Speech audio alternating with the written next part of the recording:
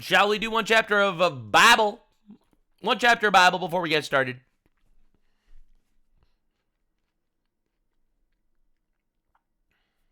All right.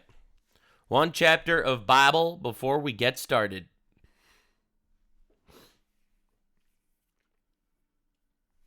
All right. Chapter 35. All right. So just letting you know, Genesis chapter 35 to chapter 50, which is the end of the book of Genesis, is basically all the story of Joseph. So this is pretty awesome. I love this story. This is one of my favorite biblical stories, by the way. The Joseph arc. It's incredible. All right. So anyway, let's see what we got. Jacob returns to Bethel. Then God said to Jacob, "Go up to Bethel and settle there. Build an altar there to God, who appeared to you when you were fleeing from your brother Esau." So Jacob sent his household, and all who were with him. "Get rid of the foreign gods you have with you. Purify yourself. Change your clothes." All right. So anyway, purify yourselves, change your clothes, and that is the earliest source for the mikvah. Mikvah is like a Jewish traditional pool thing that people dunk in the mikvah as like a purification thing of. Anyway, like to purify yourselves and change your clothes. Anywho, then come, let us go up to Bethel, where I build my altar to God, who answered me in the day of my distress, who had been with me wherever I have gone. So they gave Jacob all the foreign gods they had, and the rings in their ears. And Jacob buried them under the oak at Shechem. So it's pretty interesting how this how it develops. So there's this concept called impurity in Judaism and in Christianity too, I guess, because it's literally in the Bible. But it talks about how different objects could become impure if they come in contact with either the dead or with certain animals, certain dead animals, and stuff like that. So they're burying them, I guess, because they don't purify them. So that's pretty interesting. But before we get there, it's pretty interesting that even though God named him Israel, they keep calling the Bible refers to him as Jacob all the time. So there are multiple explanations to this. It refers to him as Israel when he's doing like prophecy or stuff like that. It refers to him as Jacob when he's just doing kind of regular things. But anywho, it gets really interesting. Oh, we'll see. We'll get there. Then they set out, and terror of God fell upon the towns all around them, so no one pursued them. Right, so if you remember in the previous episode of Bible, in chapter 34, Shechem, one town, and the leader of the town kidnapped the daughter of Jacob and raped her. So Jacob's two sons, Simon and Levi, two of his sons, were very unhappy about this. So they obliterated the entire town, and they murdered every single man in the entire city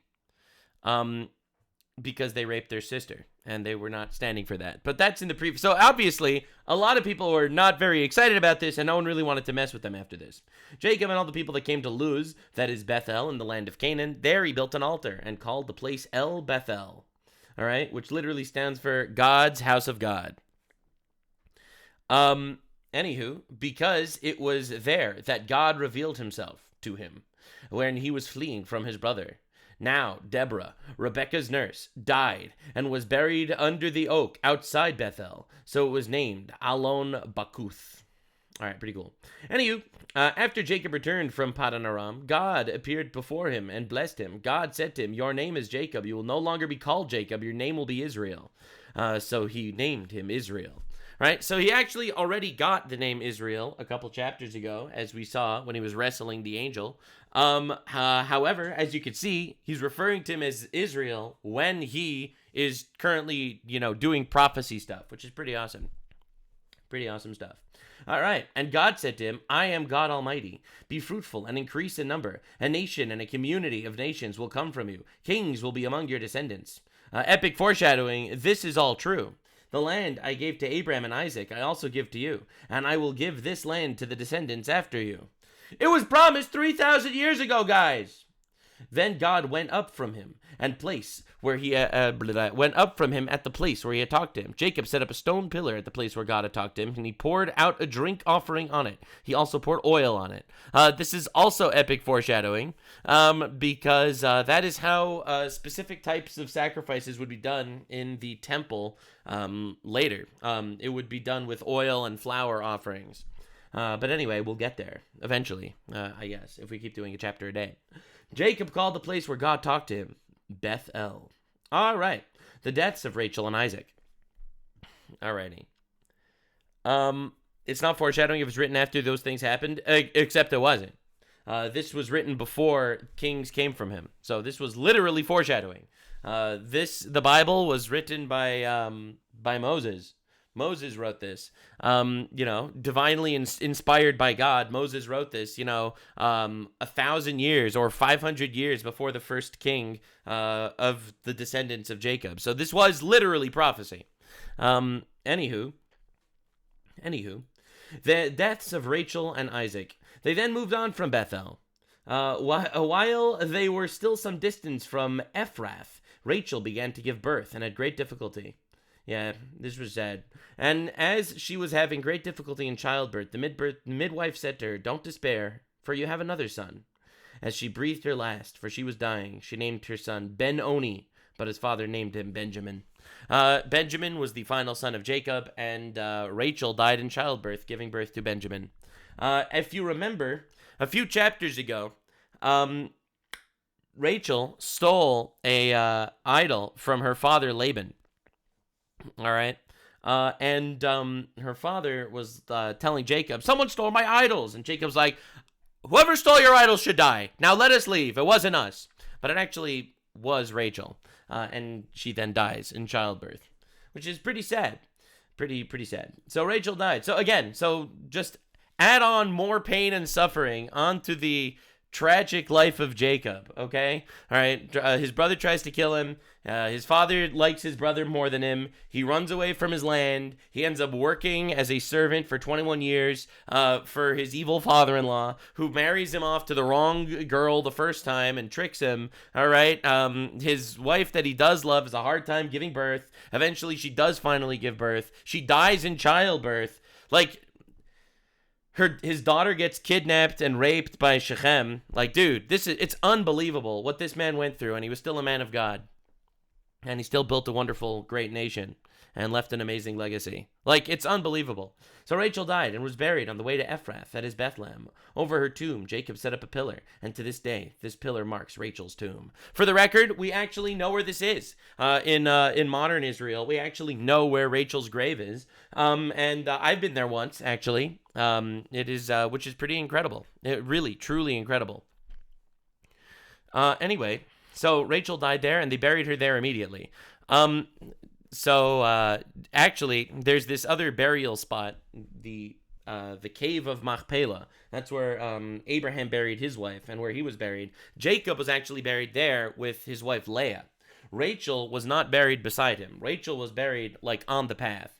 Now, it's pretty interesting because Rachel's grave was basically the first place that people actually gathered to pray, like, at a grave. A lot of people don't know this. Later in the Bible, it talks about how people prayed at the grave of Rachel. And what's pretty incredible is that now the idea of praying at graves is pretty straightforward. But this is where it came from. This is actually what it looks like today. This is the grave of Rachel, which still we know where it is. And it's on the path. It's like in the middle of nowhere because she literally died on the path and they buried her there. Maybe that image was not a great image, but yeah, no, we know where it is. It's this little, by Bethlehem, this little monument place, which is pretty incredible, honestly. Anyway, when you're praying at a grave, you're praying for the soul of the dead. No, you're praying to God, and you hope that in the merit of the holy person that's buried there, God will listen to you. You don't actually pray to the dead person, obviously. Anyway, that's what we call paganism. Anywho, so Rachel died, was buried there on the way to Ephrath in Bethlehem. Over her tomb, Jacob set up a pillar. To this day, the pillar marks Rachel's tomb. Israel moved on again, and to this day is referring to today, actually, because we still know where it is. Israel moved on again and pitched his tent beyond Migdal Eder when Israel was living in that region. Reuben went and slept with his father's concubine Bilhah, and Israel heard of it. All right, so this is why Reuben did not actually have the divine right of kings passed down from him. So, over the last 2 chapters, Jacob's oldest son, Reuben, did something that he was very unhappy about. His next 2 sons, Simon and Levi, obliterated an entire city of Shechem. So his 4th son, Judah, is the one who actually gets the blessing of kingship later in Genesis. So anyway, that's why the divine right of kings comes from Judah, not his older brothers. Jacob had 12 sons, the sons of Leah, Reuben, the firstborn of Jacob, Simon, Levi, Judah, Issachar, and Zebulun. The sons of Rachel were Joseph and Benjamin. Rachel died in childbirth with Benjamin. Sons of Rachel's servant Bilhah were Dan and Naphtali. Sons of Leah's servant Zilpah were Gad and Asher. These were the sons of Jacob who were born to him in Paddan Aram. Jacob came home to his father Isaac in Mamre near Kiriath Arba, which is Hebron. Also, by the way, that is where the patriarchs are all buried.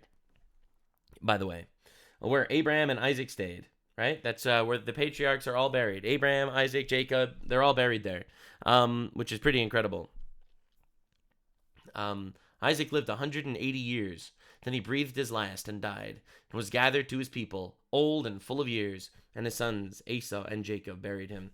Seemingly, they started getting along at this point as they buried him. Now, something interesting you'll notice, when Abraham died, his 2 sons also didn't get along. It actually says Isaac and Ishmael buried him. But by Esau and Jacob, it says Esau and Jacob buried him, not Jacob and Esau, which means Esau never properly forgave Jacob. And by forgave, I mean he never really repented. They never actually became besties towards the end. They kind of, got along sort of enough not to murder each other.